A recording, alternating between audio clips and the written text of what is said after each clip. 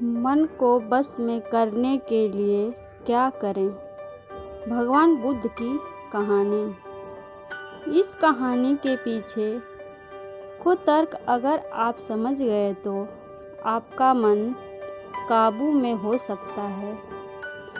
पहली बार जब इस कहानी को मैंने पढ़ा तो मुझे इसका तर्क समझ में नहीं आया, लेकिन इसका भाव प्रेरणादायी है। एक बार महात्मा बुद्ध किसी नगर से गुजर रहे थे। बुद्ध की नज़र एक कपड़े के व्यापारी पर पड़ी, जो दुखी और हताश दिखाई दे रहा था। बुद्ध चलकर उनके पास गए और पूछा कि हे भंतुए, तुम इतने उदास क्यों हो? अगर तुम मुझे अपनी चिंता का विषय बताओ तो मैं तुम्हारी कुछ मदद कर सकता हूँ। कपड़े के व्यापारी ने बुद्ध को प्रणाम किया और उनको अंदर बुलाया। उस व्यापारी ने कहा कि जब से मेरी पत्नी की मृत्यु हुई है, तब से मेरे घर पर मेरे छोटे बेटे की देखभाल वाला कोई नहीं है।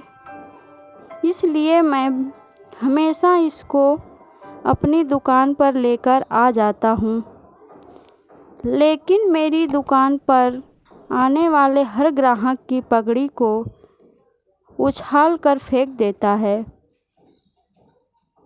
कभी कभी उनका झोला उठाकर बाहर फेंक देता है। मैंने इसको बहुत समझाया, डांटा, लेकिन नहीं समझा। इस हरकतों की वजह से मेरे सारे ग्राहक खुद को अपमानित मानकर वापस चले जाते हैं। बुद्ध बोले, मैं तुम्हारी सहायता कर सकता हूँ, पर तुम मुझे वचन दो कि मैं जो भी करूँगा तुम उसमें दखल अंदाजी नहीं करोगे, ना ही कोई प्रश्न करोगे। व्यापारी बुद्ध को वचन दे देता है।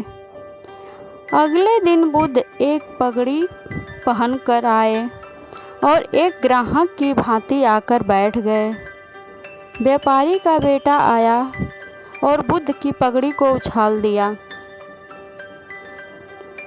महात्मा बुद्ध मुस्कुराए और कहा, बहुत अच्छा, जाओ उस पगड़ी को वापस लेकर आओ। वह बच्चा दौड़कर गया और पगड़ी लाकर बुद्ध को दे दी। अगले दिन बुद्ध एक कुल्हाड़ी और एक लकड़ी लेकर आए।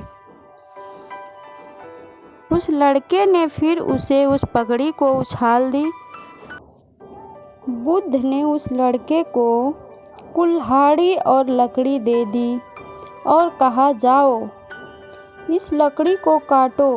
व्यापारी को थोड़ा सा डर लग रहा था कि कहीं उसके लड़के को चोट नहीं आ जाए, लेकिन उसको अपना वचन याद था। 7 दिन तक महात्मा बुद्ध कोई न कोई नया काम लेकर आते हैं और उस लड़के के करवाते। शीघ्र ही वह लड़का भूल गया कि उसको किसी की पगड़ी उछालनी है। व्यापारी बहुत खुश हुआ और बुद्ध को धन्यवाद दिया। पता है कि इस कहानी का और मन में बस को कोई संबंध नहीं है, लेकिन पहले आप इस तर्क को समझ लीजिए।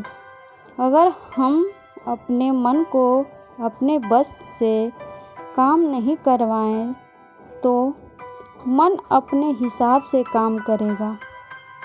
मन बस में हो सकता है यदि मन को हम अपने अनुसार चलाएं। मन दो तरह से, एक मन अपने हिसाब से काम कर सकता है, दूसरा मन को हम अपने हिसाब से काम करवा सकते हैं। बुद्ध से मिलने से पहले उस लड़के का मन और दिमाग अपने हिसाब नियंत्रित रूप से काम कर रहा था, लेकिन बुद्ध ने उस लड़के को अपने अनुसार काम करवाए, जिससे उसकी आदत ही बदल गई।